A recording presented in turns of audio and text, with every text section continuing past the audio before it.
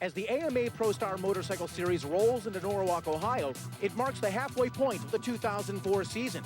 In 13 different classes, gladiators are battling on two wheels, over 200 miles an hour, and at 6-second passes, looking for a championship title.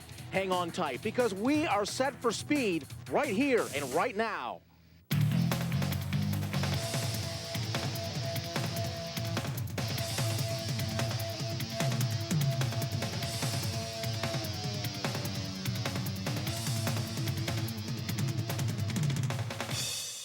Hello again, everyone, and welcome. I'm Ted Jones, along with Keith Kaiser, and we welcome you to the third annual Norris Motorsports Cyclefest. Now, we're at Norwalk Raceway Park, just off the shores of Lake Erie in Norwalk, Ohio. This is the fifth stop of the AMA Prostar season, and the point battles are really tightening up. For more on that, let's check in with this week's pit reporter. Here is Griff Allen. Ted, as the AMA Prostar U.S. Drag Racing Championship Series moves to Norwalk, Ohio, it marks the halfway point of the 2004 season. So if you have plans as a racer for becoming a champion in 2004, now is the time to make the move.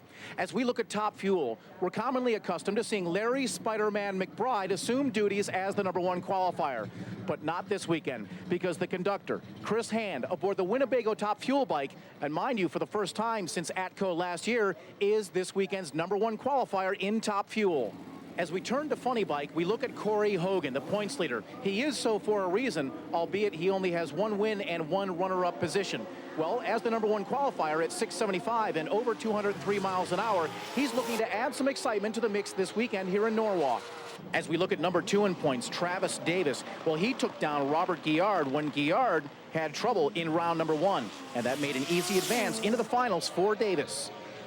As we look at Pro Mod, we once again see Charlie Farah as the #1 qualifier. He isn't the points leader for no reason at all. He continues his winning ways this weekend. He easily won a trip into the semis by defeating England's Dave Beck.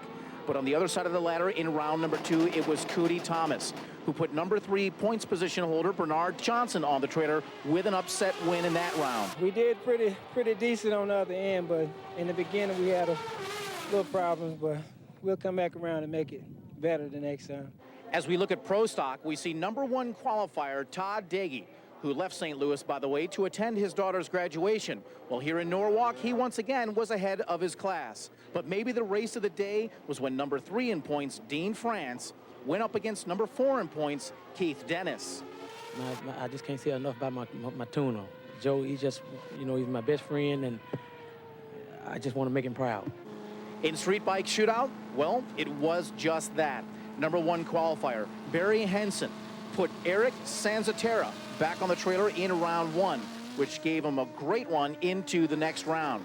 But the upset of the day came in round 2, when Mike Kovacevic took out #2 in points, Ken Stotts, arming himself for a bye run in round #3. The biggest thing is from running pro stock and stuff like that, we're really trained to push the tree really hard. I got to thank Quick Time from St. Louis, and like I told Kent, we're going to take it back to Chicago and see what we can do.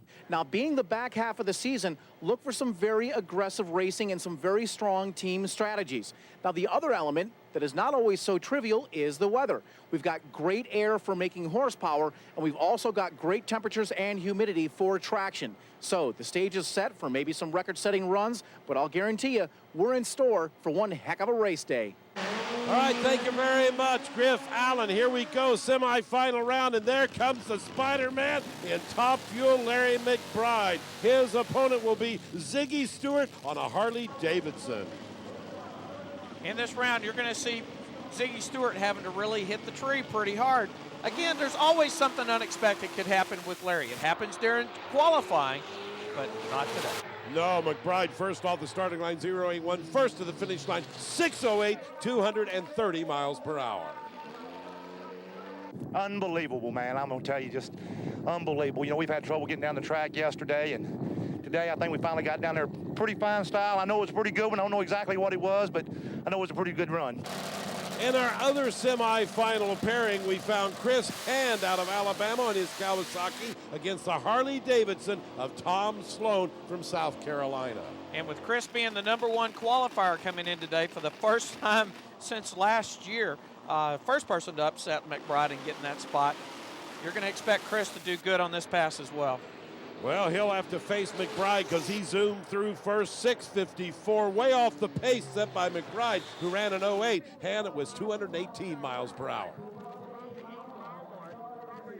You know, Chris, sometimes a little bit of luck certainly does help. It certainly was the case this time. Well, it certainly was. We dropped some holes or something in the middle of the racetrack. No, we saw Harley for most of the way, so that was a tough deal. But we're glad to get by that one, put the Winnebago back in the finals. We are brought to you by Yamaha, makers of fine motorcycles and ATVs. Nobody's more in tune with motorsports than Yamaha. And by Power Commander by Dynojet, transforms the power of any fuel-injected motorcycle. And by Webcam Camshafts, the fastest camshafts on the planet.